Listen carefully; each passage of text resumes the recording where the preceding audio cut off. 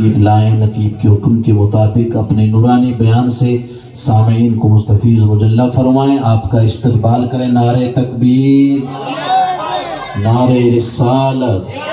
دیکھیے جی آپ کی گونج اس طریقے کی ہونی چاہیے ڈیسا کی سرزمین سے چل کر بھائی جان بابا کے خاندان سے ان کے فرد سید علامہ محمد علی باپو تشریف لا رہے ہیں. تو ماشاءاللہ اہل بیت ہیں اور اہل بیت کا چہرہ دیکھنا بھی ثواب ہے. تو وہ آپ جس طریقے سے ہمارے حضرت صاحب کا نعرہ لگا رہے ہیں، پیچھے والے آگے والے سب، تو ایسا جوش کے ساتھ میں نعرہ بلند کریں تاکہ وہ بھی آئیں تو اس سے بھی بڑھ کر کے ہم ان کا استقبال کریں. نعرہ تکبیر، نعرہ رسالت. غوث کا دامن، نماز کا دامن. ماشاءاللہ.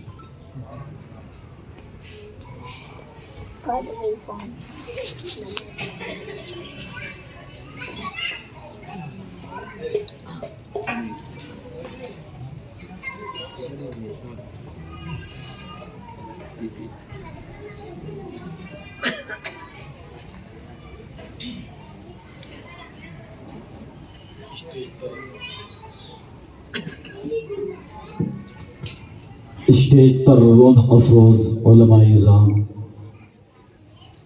و شعراء اعظام، معزز سامعین و سامعات، السلام علیکم ورحمۃ اللہ تعالی وبرکاتہ.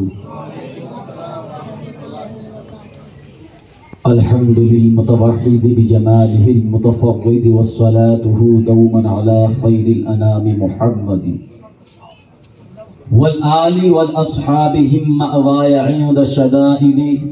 أما بعد فأعوذ بالله من الشيطان الرجيم.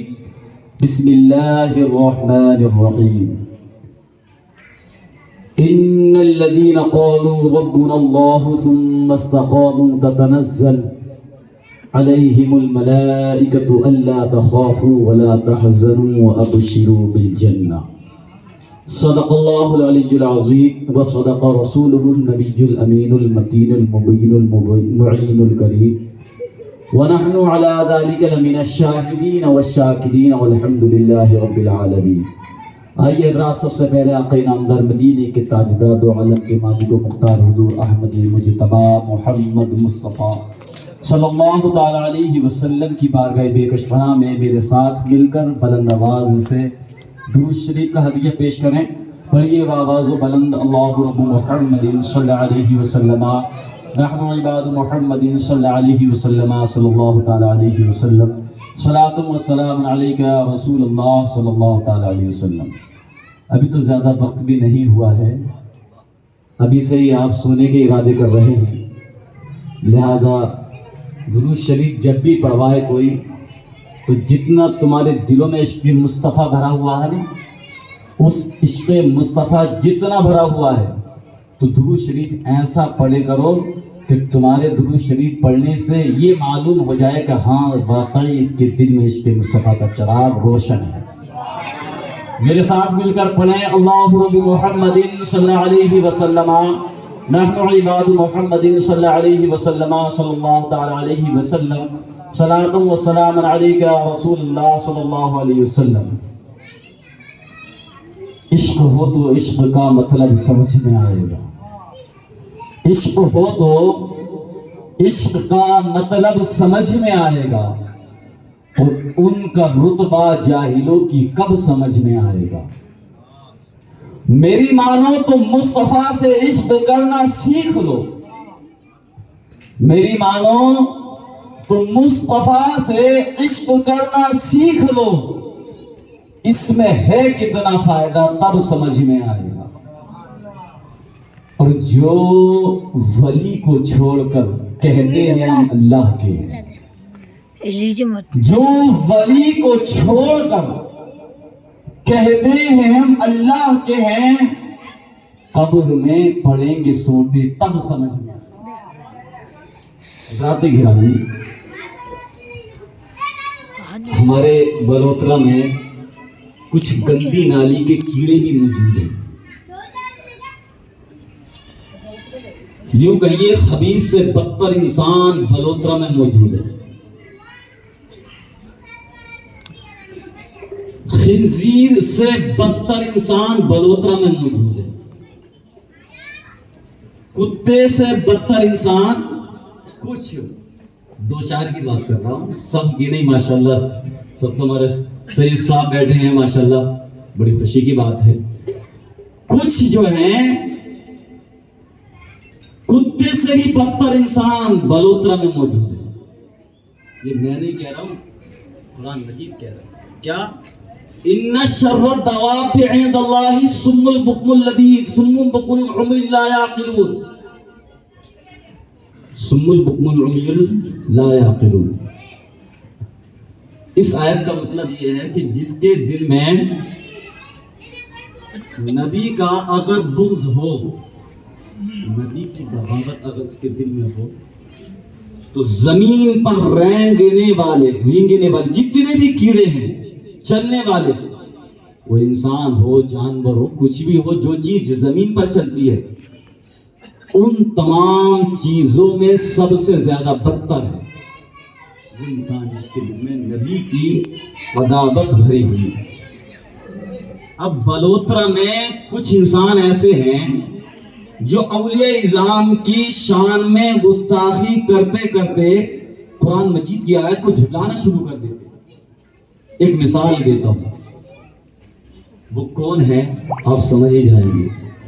کئی صفت بیان کر دی جاتی ہے تو موصوف کا بیان کرنے کا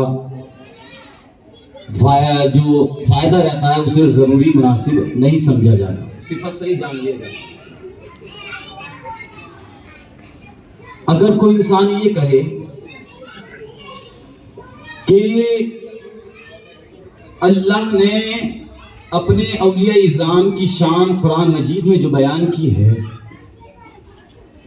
وہ صرف ایک آیت میں اولیاء اعظام کی شان بیان کی ہے, الا ان اولیاء اللہ لا خوف علیہم ولا هم يحزنون. اگر کوئی یہ سوچے, پھر اس کے بعد یہ سوچنے کے بعد غلط فہمی ذہن میں بسانے کے بعد اوپر سے یہ بات کہے کہ جو مقرر خطاب کرتا ہے وہ اولیاء اعظام کی شان بیان کرتا ہے, تو صرف یہی ایک ہی آیت بیان کرتا ہے. کیا اولیاء اعظام کی شان کوئی شان نہیں ہے؟ اگر کوئی یہ کہے کہ صرف ایک آیت بیان کرتا ہے تو مطلب یہ ہے وہ اولیاء اعظام کو نہیں جھٹلا رہا ہے, وہ قرآن مجید کی آیت کو جھٹلا رہا ہے.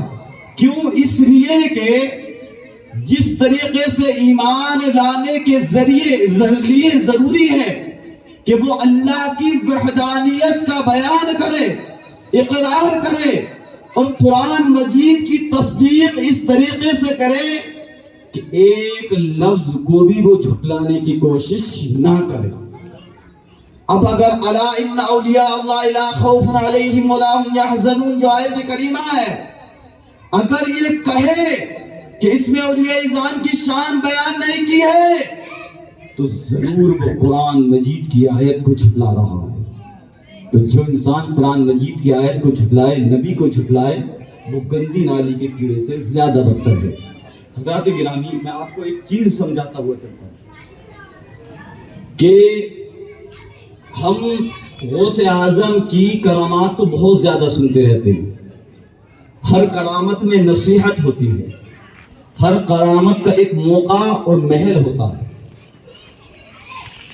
لیکن ہم اس موقع اور محل تک نہیں پہنچتے ہیں جو کرامت کا موقع اور محل ہوتا ہے.